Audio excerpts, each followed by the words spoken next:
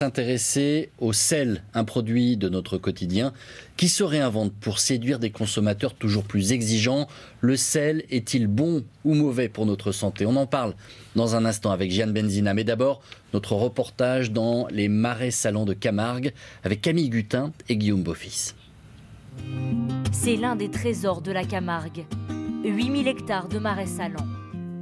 Sous ces eaux rouges se cache l'un des produits les plus demandés des consommateurs, la fleur de sel. Tout commence au petit matin, selon une technique bien particulière, ancestrale. Elle va s'accumuler en bordure. Et là, on va la ramasser comme ceci. Hop. C'est très délicat. Donc la machine, c'est pas compatible avec la fleur de sel. La fleur de sel, c'est toujours ramassée à la pelle à main et on continue comme ça. Car la fleur de sel se cristallise à la surface de l'eau suite à des variations de température. Un produit haut de gamme, très rare. S'il pleut, le premier à disparaître, c'est la fleur de sel. Alors pas à disparaître définitivement parce qu'elle va se reformer après 3-4 jours après, mais c'est un produit très précieux. C'est pour ça qu'on l'appelle le caviar de Camargue.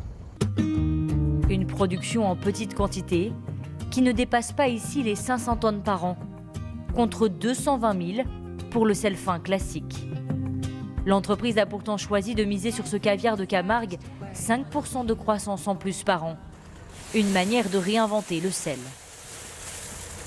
Et pour vendre plus, le groupe crée depuis 5 ans dans ce laboratoire de nouvelles recettes de sels aromatisés. Ouais, c'est pas mal. Si à la limite tu veux que ça sente plus, il faudra mettre peut-être plus de basilic dans celui-là. Et après il faut le voir avec le sel ce que ça donne. Chaque recette est élaborée pour cibler une clientèle bien précise. Tout est pesé au gramme près. Le mélange doit être le plus homogène possible. Ici, du sel à la tomate et au basilic. Les grains de tomate sont parsemés, ainsi que les herbes. Le basilic et la tomate, ce sont deux produits qui sont assez doux en bouche et en goût. Donc du coup, ça va attirer les enfants, notamment avec la couleur, ça va attirer les enfants. Donc c'est quelque chose qui va plutôt plaire à des familles. Des nouveautés, un peu plus chères. Testées sur les clients dans cette boutique. Ail et persil pour les grillades, gingembre, piment pour les adultes ou paprika.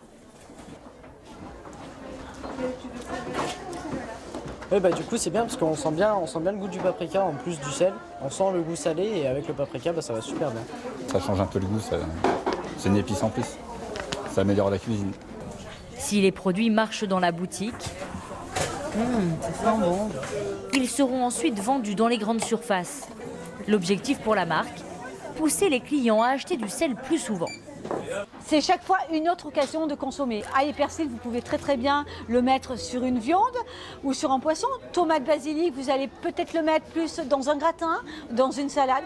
C'est multiplier l'acte de mettre aussi du sel différent dans ses plats.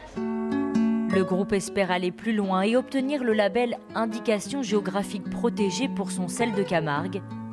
De quoi augmenter un peu plus la valeur de cet or blanc. Bonjour Jeanne Benzina, on consomme de plus en plus de sel, c'est vrai ou c'est faux? Faux, Nathanaël. Les Français ne salent pas plus qu'avant et les industriels ont même fait un petit effort en salant moins les produits. Et ça, c'est important parce qu'en réalité, 80% du sel que l'on consomme est caché dans les aliments. Le pain, par exemple, représente 25% de notre apport, la charcuterie, 12%, le fromage, 10%, et puis le trio burger, frites, soda, 5%. Alors, en tenant compte du sel ajouté en cuisine ou à table, notre apport moyen journalier est de 7,7 grammes. C'est trop, nous devrions consommer entre 3 et 6 grammes maximum, c'est l'équivalent d'une petite cuillère à café. On dit souvent que le sel est mauvais pour la santé, vrai, faux?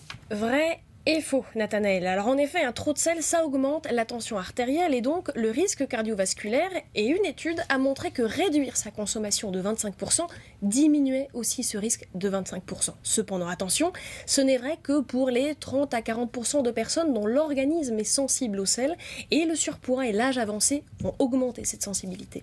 Alors dans ce cas-là, est-ce que je dois supprimer le sel de mon alimentation? Et non plus, faux, pas bonne idée non plus, puisque le sel contient du sodium qui est indispensable dans le fonctionnement du cerveau. Par exemple, pour transmettre un ordre aux muscles.